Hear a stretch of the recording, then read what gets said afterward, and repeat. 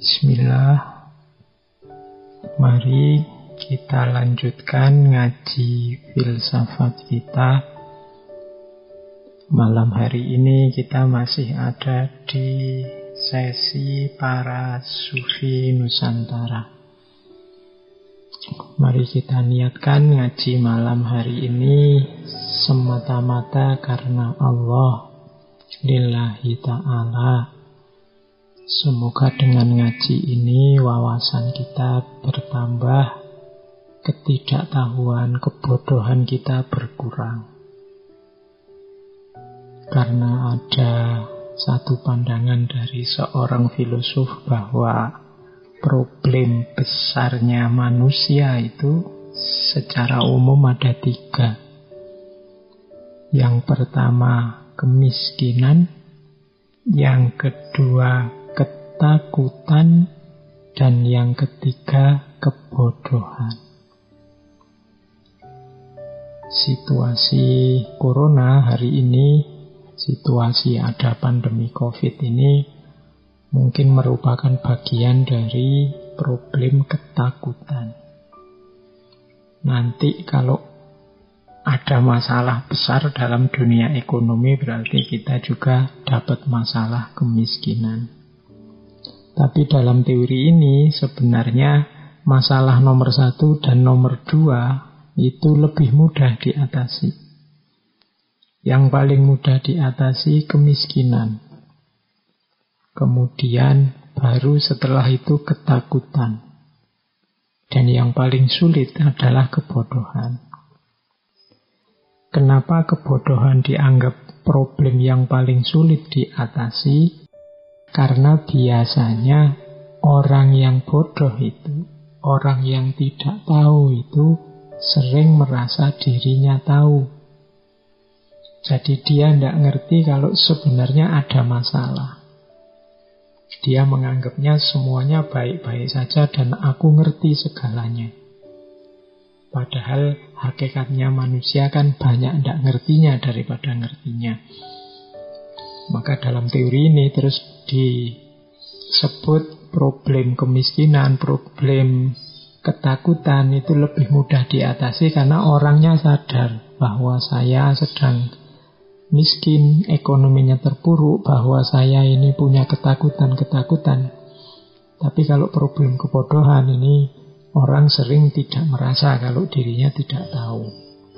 Lebih sulit karena proses mengatasinya butuh satu langkah ke depan, yaitu orangnya disadarkan dulu bahwa dia tidak tahu. Nah, semoga ngaji kita yang sudah sekian ratus sesi bisa sedikit-sedikit nyumbang untuk menyadarkan kita bahwa ternyata kita banyak tidak tahunya daripada tahunya. Semoga teman-teman siap untuk istiqomah, senantiasa belajar, tidak bosan-bosannya. Insya Allah nanti kalau kita istiqomah belajar akan mendapatkan barokah dan karomahnya ilmu. Bismillah, kita mulai tema kita malam hari ini, yaitu sowan pada beliau Kanjeng Sunan Bonang. Ini salah satu tokoh dari generasi Wali Songo sekitar abad 14 sampai abad 16. Dulu kita pernah membahas juga salah seorang tokoh dari Wali Songo, yaitu Kanjeng Sunan Kalijogo. Malam ini kita temui salah seorang sahabat Sunan Kalijogo, bahkan juga gurunya, yaitu Kanjeng Sunan Bonang. Istilah Sunan ini kependekan dari Susuhunan. Susuhunan itu berarti, kalau diartikan letterlet, itu tempat menerima susunan. Yang dimaksud susunan itu susunan 5 jari.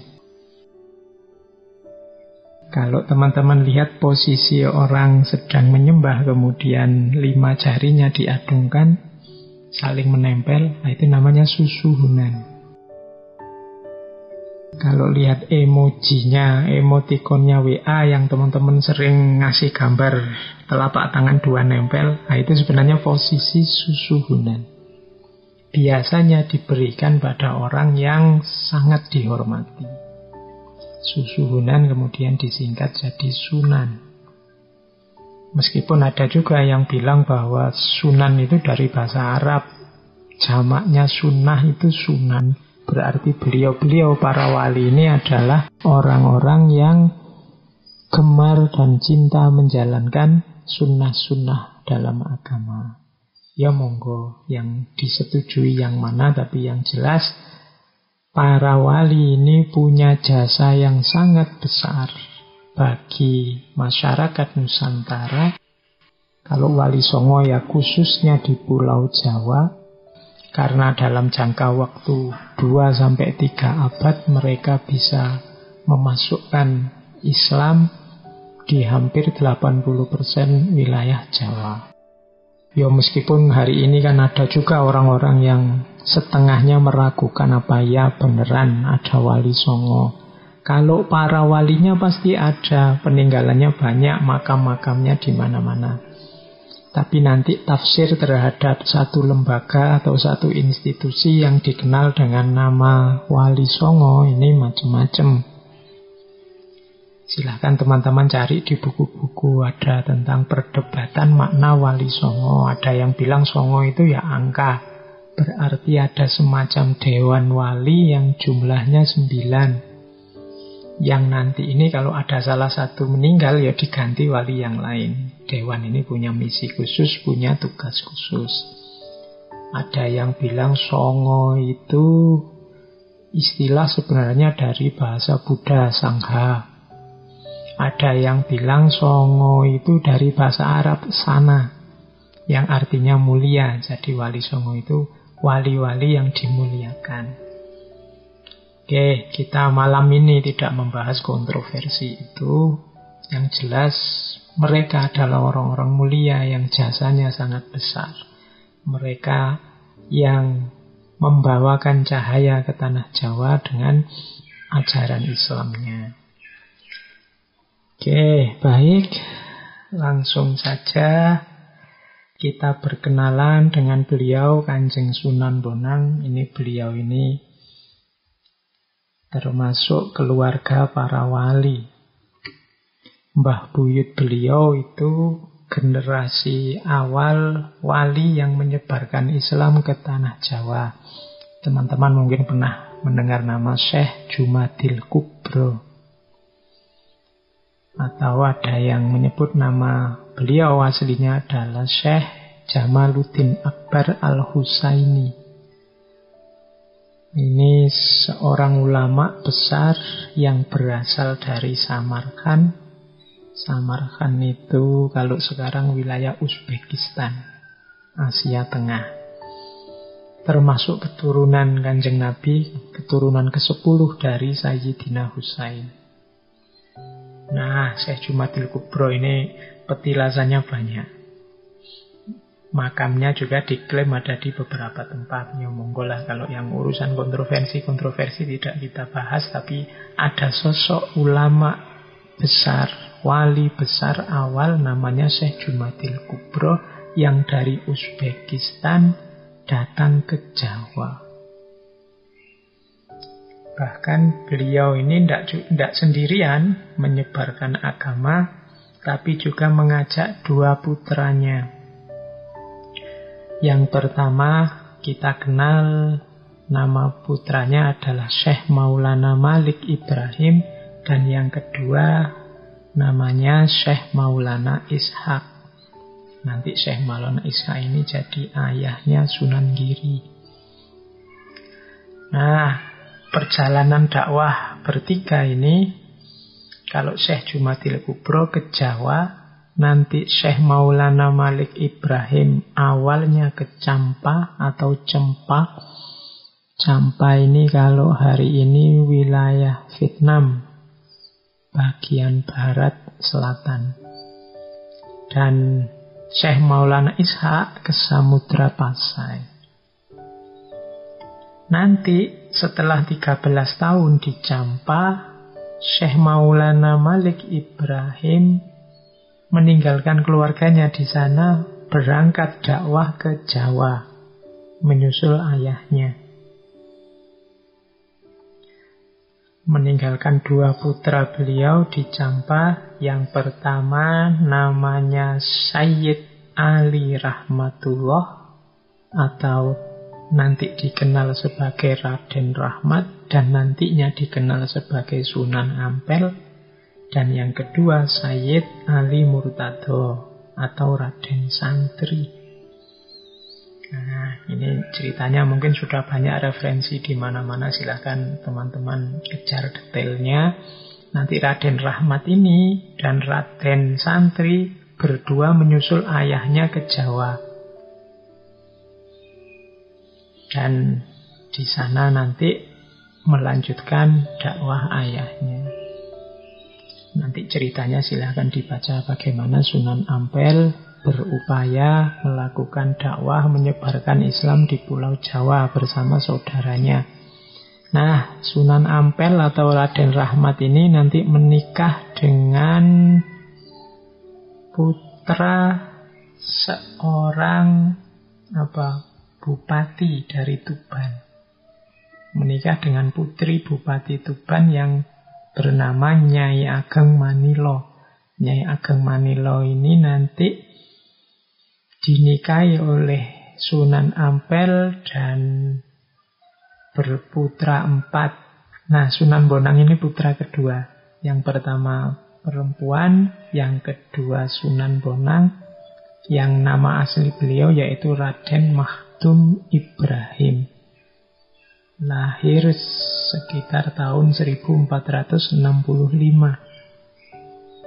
Dan nanti dikenal sebagai Sunan Bonang. Adik beliau, Raden Syarifuddin, nanti dikenal sebagai Sunan Derajat. Dan yang keempat perempuan. Nah, ini dari sisi kekeluargaan. Memang dari awalnya memang dari keluarga wali-wali para penyebar Islam. Oke, kita fokus ke Kanjeng Sunan Bonang dulu. Nanti wali-wali yang lain semoga ada waktu. Semoga nanti kita bisa ngaji juga. Meskipun ya nanti kita selang-seling juga dengan tema-tema yang lain.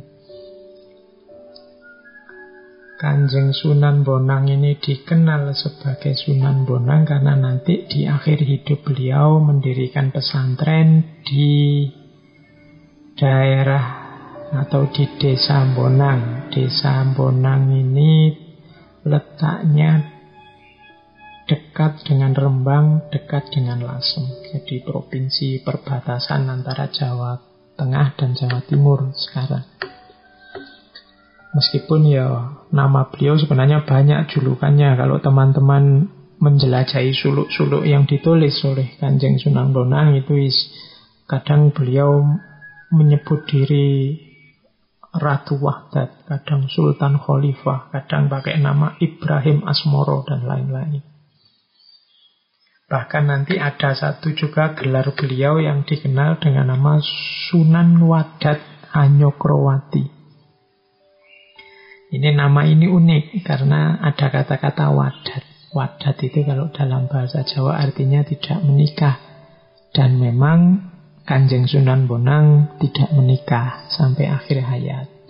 Lebih fokus pada ilmu dan momong umat. Sehingga beliau mendapat gelar Sunan Wadat Hanyokrowati. Nah, dari sisi keilmuan, Sunan Bonang ini belajar tentunya pertama-tama dari ayahanda beliau sendiri, Sunan Ampel. Nah, waktu belajar pada Sunan Ampel ini beliau sak kelas, kalau pakai bahasa hari ini satu kelas dengan Sunan Giri, satu kelas dengan Raden Patah, dan juga Raden Kusen. Nanti melanjutkan studi ke Pasai, ke Samudra Pasai. Jadi rencananya beliau ini mau naik haji bareng Raden Paku Sunan Giri. Cuma transit dulu di Samudra Pasai, dan di sana beliau berguru pada ayahnya Raden Paku, Syekh Maulana Ishaq. Ini berarti termasuk guru beliau. Ini cerita kunjungan Sunan Bonang ke Maulana Ishaq ini nanti dicantumkan di naskah Sulalatus Salatin yang isinya sejarah Melayu. Nah, nantinya ini semacam biografi beliau. Sepulang dari berguru, sepulang dari Mekah, Sunan Bonang ini ditugaskan oleh ayahanda beliau untuk berdakwah ke Kediri. Nanti beliau tinggal di desa Singkal, tinggal di masjid di sana, daerah Ndoho, Kediri. Nah, cerita yang populer sekali tentang upaya dakwah Sunan Bonang di Kediri ini bisa dibaca di salah satu babat namanya Babat Ndoho. Jadi Babat Ndoho itu isinya antara lain kisah bagaimana perjuangan Sunan Bonang untuk mengislamkan Kediri dan sekitarnya. Di situ banyak cerita-cerita tentang kanuragan, tentang kesaktian, melawan masyarakat di sana yang resisten dan macam-macam ada ceritanya. Ada cerita yang terkenal sekali di antara karomahnya Sunan Bonang itu bisa mengubah aliran sungai. Jadi beliau bisa ngatur aliran sungai ini mengalir kemana. Kalau ada orang dirayu, dituntun untuk masuk Islam, kemudian kekurangan air, bisa dialirkan, aliran sungai Brantas bisa mengalir ke tempat mereka dan seterusnya. Itu salah satu contoh karomahnya beliau. Bahkan di Kediri saat itu berkembang, kalau hari ini mungkin namanya aliran sesat. Jadi salah satu ajaran ilmu hitam dalam tanda petik yang dikenal dengan nama Pancamakara Puja. Ini dari aliran namanya Bhairawa Tantra. Ini aliran ini populer saat itu dan Sunan Bonang harus berhadapan dengan tokoh-tokoh dari aliran ini. Nanti ada yang namanya Butolo Coyo, ada yang namanya Nyai Pluncing. Itu kalau silahkan dibaca di Babat Doho.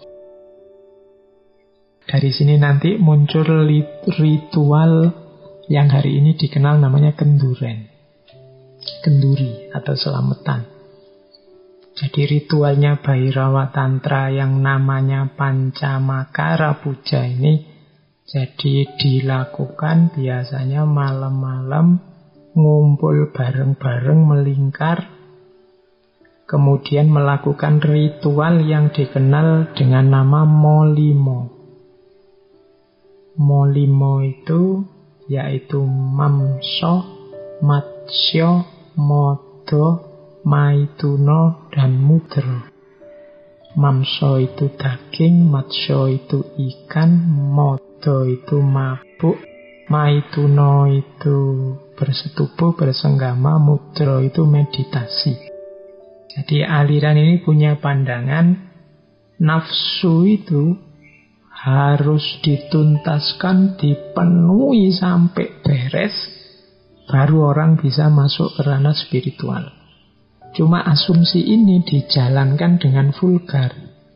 Jadi dalam ritual itu kemudian bersama-sama makan daging, bersama-sama makan ikan. Oh, ini kan nafsu makannya dipenuhi, pokoknya sampai kenyang sekenyang-kenyangnya. Kemudian mabuk, minum-minum sampai mabuk. Bahkan kemudian saat mabuk melakukan persetubuhan massal, persenggamaan massal, maituno tadi. Jadi ini pokoknya menghabiskan hasrat, menuntaskan nafsu dengan cara mereka yang dikenal molimo itu. Asumsinya kalau sudah begini nafsu akan selesai, lemah, tidak mengganggu lagi. Baru setelah itu mudra, meditasi. Nah, Sunan Bonang berhadapan dengan aliran yang semacam ini. Oleh Sunan Bonang, tradisi ini kemudian disaingi. Sunan Bonang bikin halakoh juga dengan pengikut beliau, masyarakat desa yang ngumpul-ngumpul juga. Di situ ada makanan juga, mungkin ayam, mungkin nasi, tumpeng dan macam-macam disiapkan di situ. Kemudian berdoa bersama, kemudian makan-makan bersama. Nanti ini dikenal belakangan dengan nama kenduren. Katanya kata kenduren itu dari bahasa Persia, kanduri. Kanduri yang artinya makan-makan.